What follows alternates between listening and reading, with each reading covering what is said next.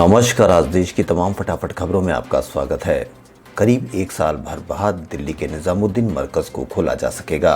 केंद्र सरकार ने बुधवार को दिल्ली हाई कोर्ट में इसे खोलने की सशर्त मंजूरी देने की पेशकश की है।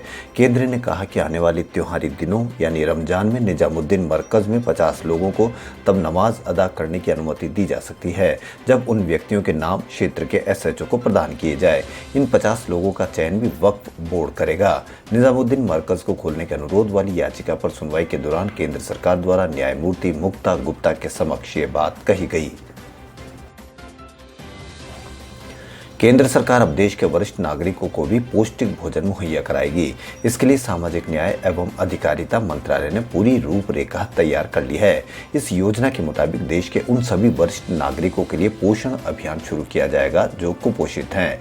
इस अभियान के तहत कुपोषित बुजुर्गों को न सिर्फ भोजन मुहैया कराया जाएगा बल्कि उनकी सामाजिक सुरक्षा के साथ साथ उन्हें मानसिक और बेहतर जीवन जीने के साधनों को भी उपलब्ध करवाया जाएगा। केंद्र सरकार के सर्वे के अनुसार देश में शीर्ष वर्ष 2036 तक वरिष्ठ नागरिकों की आबादी तकरीबन 23 करोड़ हो जाएगी। पूर्व मुंबई पुलिस आयुक्त परमबीर सिंह ने महाराष्ट्र के गृह मंत्री अनिल देशमुख पर सचिन वाजे के जरिए हर महीने 100 करोड़ रुपए की उगाही करने का गंभीर आरोप लगाया था। माना जा रहा है कि इसी कारण से उन्हें मुंबई पुलिस कमिश्नर पद से हटा दिया गया है।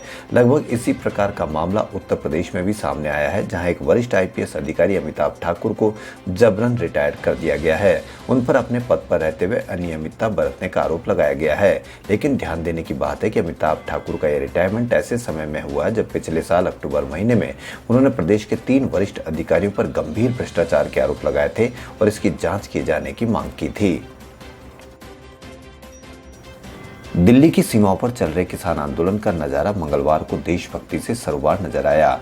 चाहे मंच हो या फिर किसानों के जत्थे, हर तरफ से केवल एक ही आवाज सुनाई दे रही थी, सरफरोशी की तमन्ना अब हमारे दिल में है। बुजुर्ग, युवा या फिर महिला किसान, हर किसी ने अपने सिर पर पीले रंग की पगड़ी बांधकर शहीदी दिवस मनाया। एक और जहां किसान हाथों में तिरंगे के साथ साथ किसान मोर्चे और भगत सिंह के चित्रों वाले झंडे भी लिए हुए थे, वहीं दूसरी ओर गायक सोनिया मान और अजय हुड्डा ने देशभक्ति के गीतों से माहौल में चार चांद लगा रहे थे। तीनों कृषि कानूनों को वापस करने की मांग को लेकर दिल्ली की सीमाओं पर धरने पर बैठे किसानों ने मंगलवार को शहीदी दिवस मनाया। इस दौरान किसानों ने पीली पगड़ी पहनकर और स्वाभिमान मार्च निकालकर शहीद आजम भगत सिंह, सुखदेव और राजगुरु की कुर्बानी को याद किया। लोकसभा की मंजूरी मिलने के बाद राष्ट्रीय राजधानी राज्य क्षेत्र शासन विधेयक 2021 बुधवार को राज्यसभा में पेश किया गया। इस पर चर्चा के दौरान आप सदस्यों ने इसका विरोध करते हुए हंगामा मचाया। इसके कारण सदन की कार्रवाई बाधित हुई और उसे कुछ दिनों के लिए स्थगित करना पड़ा।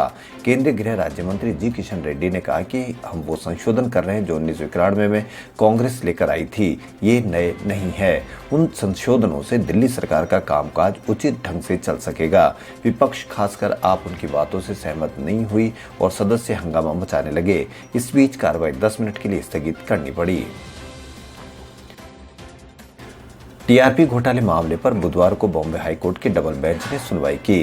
न्यायमूर्ति SS शिंदे और न्यायमूर्ति मनीष पिताले की बेंच ने मुंबई पुलिस को निर्देश दिया कि अगर पुलिस रिपब्लिक टीवी के चीफ एडिटर अर्नब गोस्वामी को गिरफ्तार करना चाहती है तो उसे कोर्ट को 72 घंटे पहले नोटिस देना होगा।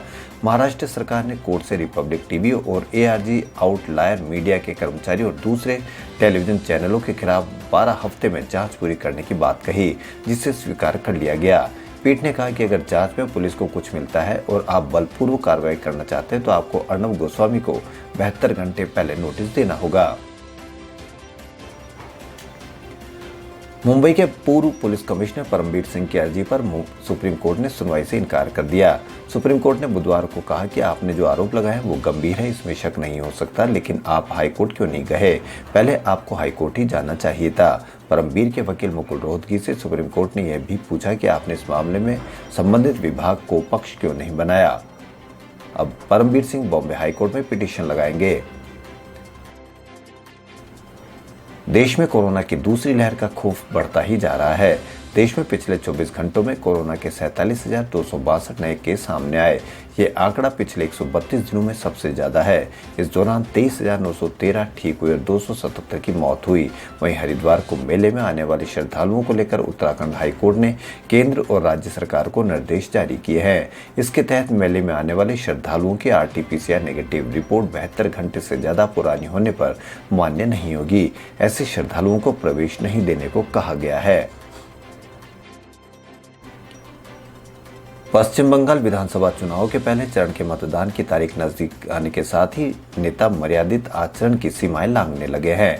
ऐसा ही कुछ बयान बीजेपी की बंगाल शाखा के अध्यक्ष दिलीप घोष की ओर से आया है।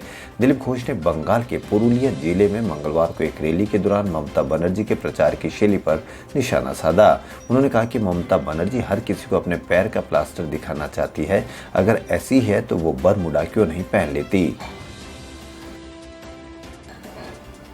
भारत में कोरोना वायरस संक्रमण के मामलों में फिर से वृद्धि देखने को मिल रही है। इस वायरस के चपेट में आम आदमी से लेकर सेलेब्स भी आ रहे हैं।